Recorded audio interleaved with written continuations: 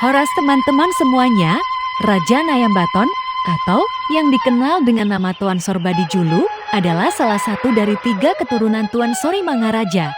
Tuan Sorbadi Julu merupakan cikal bakal persadaan marga-marga Batak terbesar dan terbanyak. Dikenal dengan keturunan Raja Nayambaton atau Parna. Sebelum melanjutkan menonton video ini, alangkah baiknya bila teman-teman membantu perkembangan channel ini dengan cara like, komen, subscribe, dan bagikan video ini. Mau liatin, selamat menyaksikan. Tuan Sorbadi Julu menikah dengan Boruni Maloraja, cucu guru Tatea Bulan generasi keempat dari si Raja Batak, kemudian merintis di Dolo Paromasan. Mereka di dalam pernikahannya terlalu lama tidak memperoleh keturunan atas desakan istrinya Boruni Maloraja. Dengan harapan untuk melanjutkan garis keturunan, Tuan Sorbadi Julu kemudian menikah lagi dengan Boruni Raja Pasaribu. Kemudian Tuan Sorbadi Julu dan istrinya Boru Pasaribu membangun hunian yang tidak terlalu jauh dari tempat tinggal istri pertamanya. Di dalam pernikahannya dengan Boru Pasaribu, Tuan Sorbadi Julu dikaruniai seorang anak perempuan.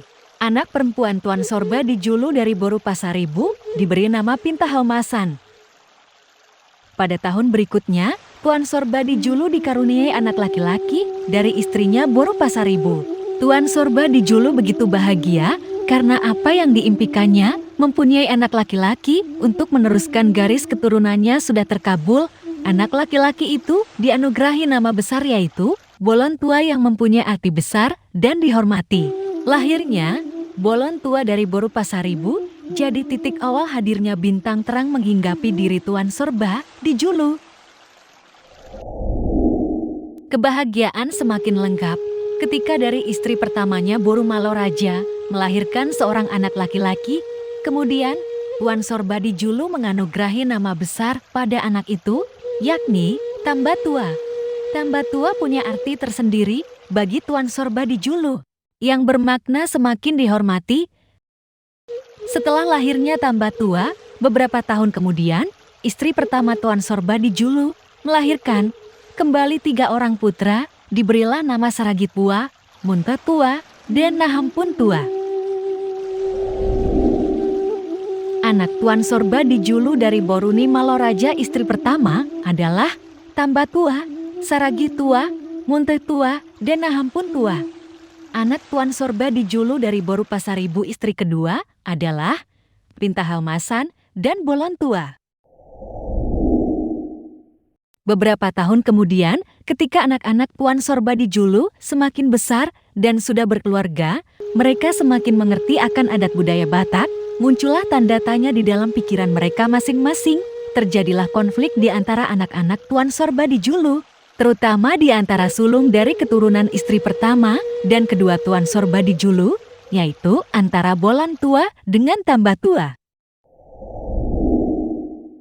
Karena perselisihan ini semakin membesar, maka Tuan Sorbadi Julu dengan caranya menengahi si Bolon Tua dan Tambatua dengan cara marultop, adu ultop antara si Bolon Tua dan Tambatua dengan catatan siapa yang berdarah terkena ultop, maka dialah Siang Gian. Tersebarlah kejadian marultop ini dan didengar oleh Saragitua, Muntetua, Nahampun Tua, dan juga Pintahalmasan. Sebelum adu marultop itu terjadi, Tuan Sorbadi Julu menumpulkan ultop Tambatua dan membuat runcing tajam ultop anak panahnya si Bolon Tua. Namun tak disangka, ketika Tuan Sorbadi Julu menumpulkan ultop Tambatua dan membuat runcing ultop si Bolon Tua, hal ini dilihat oleh borunya Pintahalmasan. Pintahalmasan melihat semua hal yang dilakukan ayahandanya itu. Keesokan harinya, tibalah waktunya adu ultop antara si Bolon Tua dan Tambatua, dan sesuai dengan apa yang diharapkan Tuan Sorbadi Julu, di mana Tambatua lah yang berdarah oleh ultop si Bolon Tua.